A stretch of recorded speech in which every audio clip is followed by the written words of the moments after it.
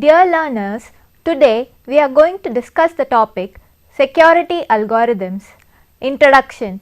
The success or failure of an e-commerce operation depends on countless factors, including but not limited to the business model, the team, the customers, the investors, the product, and the security of data transmissions and storage. Data security has gained increased importance since a series of high-profile attacks took down popular websites. Security is on the mind of every e-commerce entrepreneur who requests, stores, or communicates any information that may be sensitive if lost. While technologists are building new security measures, others are working to crack the security systems. One of the most adequate means of assuring data security and integrity is encryption. Learning objectives. By the end of this module, the learner will have information about what is encryption, use of encryption in e-commerce, types of encryption, secret key encryption and public key encryption, RSA algorithm, DSA encryption standard. Now let's see what is encryption. Encryption refers to the process of encoding data to ensure secure transmission of data via the internet. Encryption technology can be considered the most important technological breakthrough in the last 1000 years.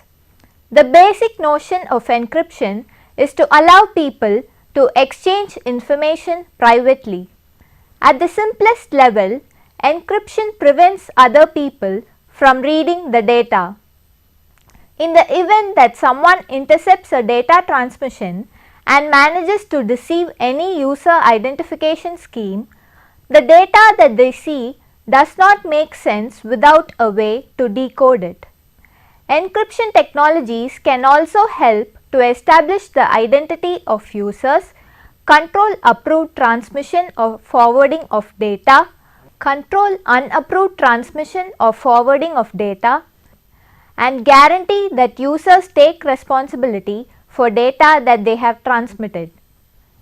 Encryption can hence be used either to keep communications secret or to identify people involved in communications. The process of converting normal text into ciphertext is called encryption. Once encrypted, it is impossible to read or interpret the original data until it is decrypted back into its original state. Encryption allows the exchange of data between users, companies, and even individual to company without the risk of anyone intercepting this data and using it in a destructive or illicit way. After the data is encrypted, only the person who originally encrypted the data or the recipient who has been provided the decryption key will be able to decipher and read the data. Recently, we often hear about hackers and crackers stealing data from large-scale companies, banks, and retailers. This is a possible threat to the databases where classified data is stored. But most of these established websites, online transactions, have the data stored in encryption. The good news is encrypting the stolen data requires very expensive technology and substantial effort in an effort to keep information secure. Using encryption technology in e-commerce. As the use of e-commerce continues to soar, the need for encryption of customer data, inventories, company financial information, etc. increases as well. While signing up on a website for a membership, club, or even just for their weekly newsletter, personal information is stored. Once products or services are purchased from that retailer or service company, those transactions are stored in user history for a record of his or her activity with that company. A majority of personal information are tied to the purchase history, including credit card information and more. If it weren't for encryption, If a hacker were to breach the initial security of these websites, they would have access to all of this information. To try and keep this from happening, companies have teams within their organization that are responsible for encrypting the data to keep it secure. They also constantly review new technologies to support an even stronger encryption and data security solution. It is a continuing fight and commitment to increased diligence that keeps these experts steps ahead of hackers to keep data safe. Now let's see what is encryption and decryption. Encryption is the process of transforming data or information so it is illegible to anyone but the intended recipient. Decryption is the process of transforming encrypted data or information so that it is illegible again. A mathematical function called cipher, which is a cryptographic algorithm, is used for encryption or decryption. In most cases, two analogous functions are employed, one for encryption and the other for decryption.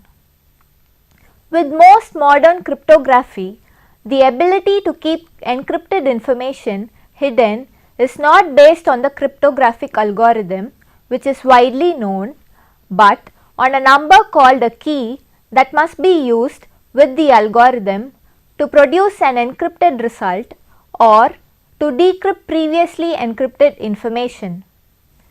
Decryption with the correct key is simple and easy. Decryption without the correct key is very difficult and in some cases practically impossible. The following keys are used for encryption and decryption: secret key or symmetric key encryption, public key or asymmetric key encryption, symmetric key or secret key encryption. In secret key encryption, the encryption key can be determined from the decryption key and vice versa. It is also called symmetric key encryption as most secret key algorithms use the same key for both encryption and decryption as shown in the following figure.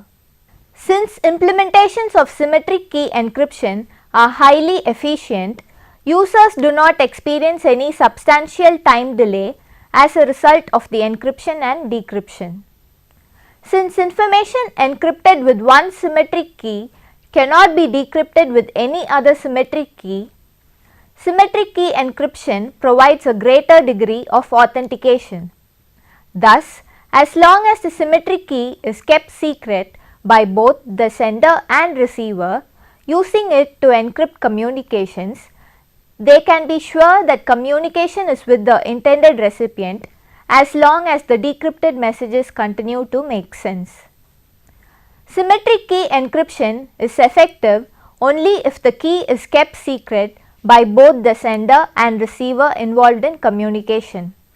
If anyone else discovers the key, it affects both confidentiality and authentication.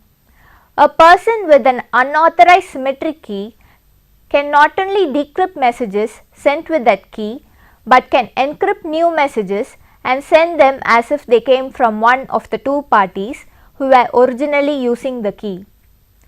Symmetric key encryption plays a vital role in the secure sockets layer protocol, which is widely used for authentication, tamper detection and encryption over TCP/IP networks.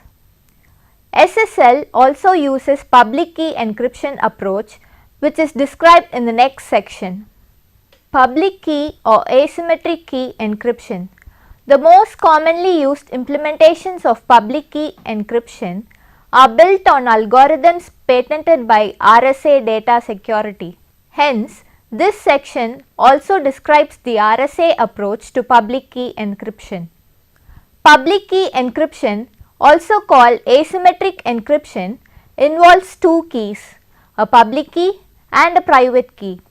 It is associated with an entity that needs to confirm its identity electronically or to sign or encrypt data. Each public key is disclosed and the corresponding private key is kept secret. Data encrypted using the public key can be decrypted only using the corresponding private key. A simplified view of the way public key encryption works is shown in the following figure. To send encrypted data to a recipient, data is first encrypted with that person's public key and the person receiving the encrypted data decrypts it with a corresponding private key. Public key encryption involves more computation when compared with symmetric key encryption, and so it is not always applicable for encrypting large amounts of data. However, it is possible to use public key encryption to send a symmetric key which can be used to encrypt additional data. This approach is used by the SSL protocol. As a matter of fact, the reverse of this process also works. Data encrypted using the private key can be decrypted only using the public key. But this is not a sensible way to encrypt sensitive data because it means that anyone with the public key can decrypt the data. Nonetheless, public key encryption is useful because it means the private key can be used to sign data with a digital signature, which is an important requirement for e-commerce and other commercial applications of cryptography. Client software can then use the public key to confirm that the message was signed with the private key and that it hasn't been tampered with after being signed. Digital signatures explains how this validation process works. Next, let's discuss about key length and encryption strength. Cracking an encryption algorithm is primarily finding the key to access the encrypted data in plain text. For symmetric algorithms, cracking the algorithm generally means trying to determine the key used to encrypt the text. For a public key algorithm, it means obtaining the shared secret information between two recipients. One method of cracking a symmetric algorithm is to just try every key within the whole algorithm until the right key is found. For public key algorithms, since one of the keys is publicly known, the other key, that is the private key, can be extracted using complex mathematical calculations. Finding the key manually to crack an algorithm is called a brute force attack.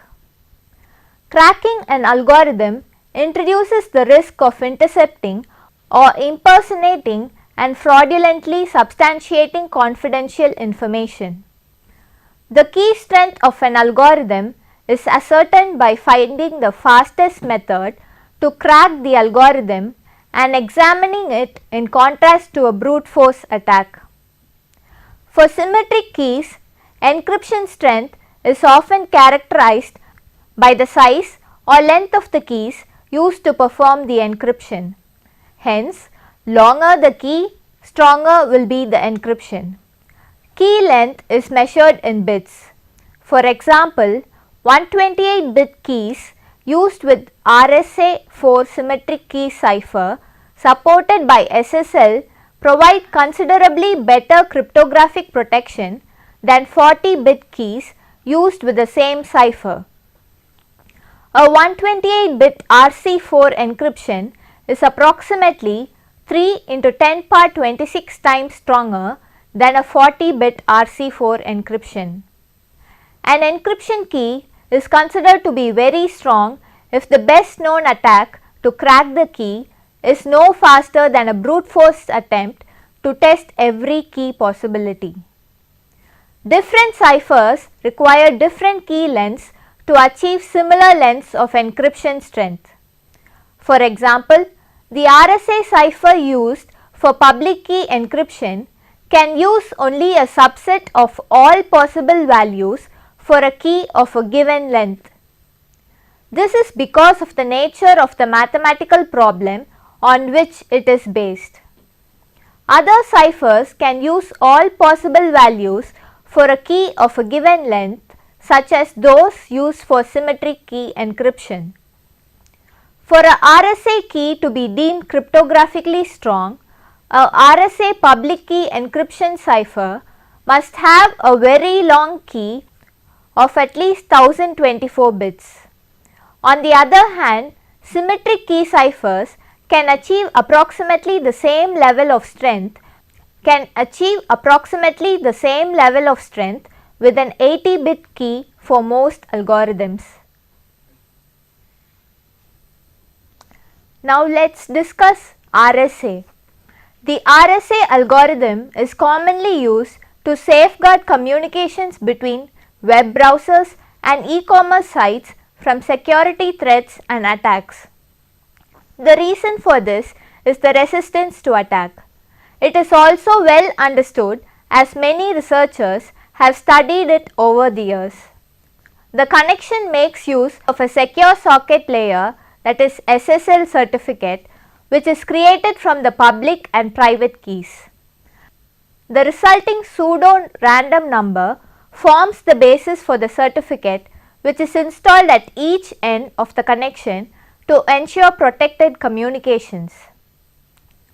What is RSA?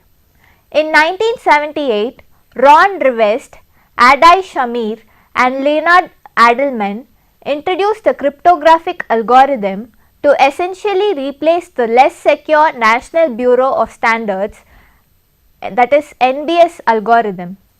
Most importantly, RSA implements a public key crypto system as well as digital signatures. Asymmetric encryption uses a pair of keys for encryption known as public key for encryption and private key for decryption. Messages encoded using public key can only be decoded by the private key. Now let's see some of the characteristics of asymmetric encryption. Secret transmission of key for decryption is done. Every entity can generate a key pair and release its public key. This is shown in the following figure. Next, let's discuss RSA public key crypto system. RSA is one of the first practical public key crypto systems and is extensively used for secure data transmission. In such a crypto system, the encryption key is public and differs from the decryption key, which is kept secret. A public encryption method relies on a public encryption algorithm, a public decryption algorithm and a public encryption key. Using the public key and encryption algorithm, anyone can encrypt a message. The decryption key is known only to authorized parties. Now let's see how RSA operates. There are 4 steps involved in the RSA algorithm: key generation, key distribution, encryption and decryption. Key generation. Choose 2 large prime numbers P and Q.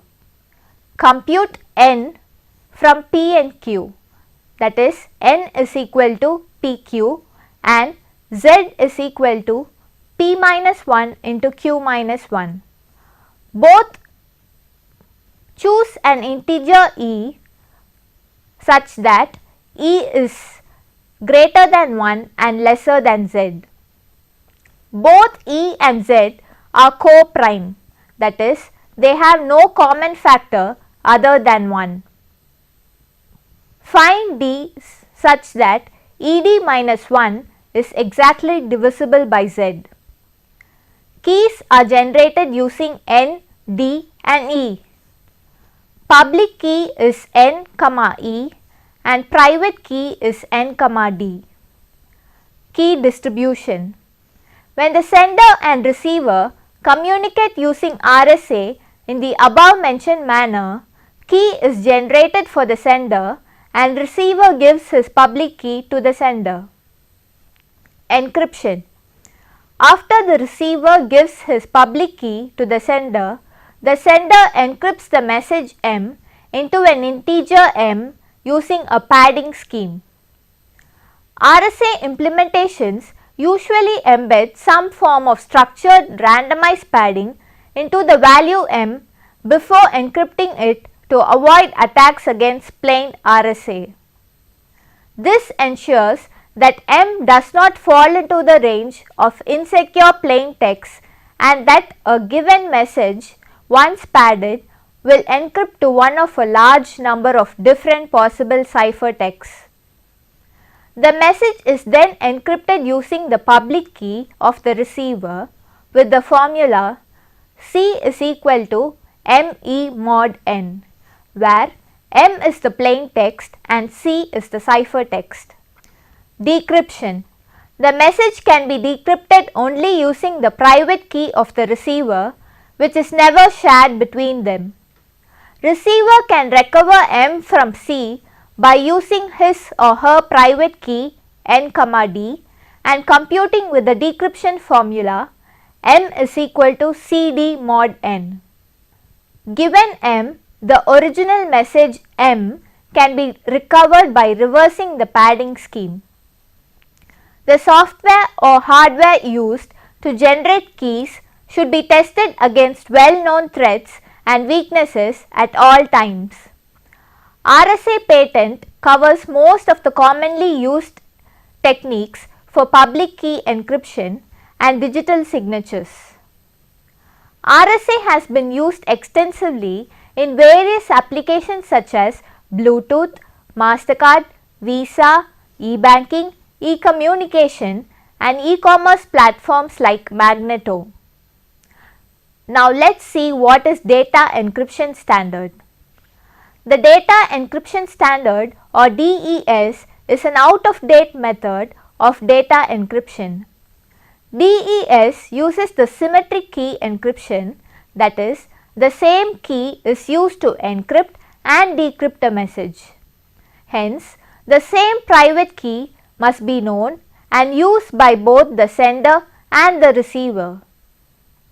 In the 1980s, the go-to method for encryption of electronic data was DES, but recently it has been substituted by a broad